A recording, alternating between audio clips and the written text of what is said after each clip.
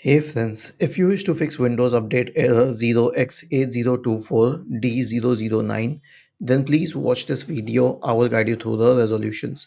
So the first solution is to reset Windows Update components. I have a script for you. All you need to do is copy this script, search for command prompt in the Windows search bar and click on Run as Administrator. Paste the script here and hit enter. So I'll tell you what it does. It will stop all the services associated with Windows updates. It will delete the Windows Update profile. It will delete the contents of the software distribution and cat root 2 folders. It will re-register all the DLLs. It will reset WinSock. And finally, it will restart the services.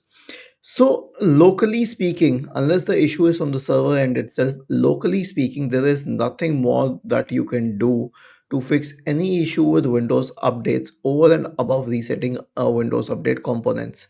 Okay, but still, here's one more thing that you can try, and that is to run the Windows Update Troubleshooter. Right click on the Start button and select Settings from the menu. Go to the System tab on the list on the left hand side. In the right pane, select Troubleshoot and select Other Troubleshooters.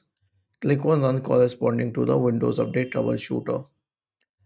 Was this helpful? If yes, then please subscribe to the channel. If not, then let us know in the comment section of the video on how we could help you further. Thank you for watching this video and have a nice day.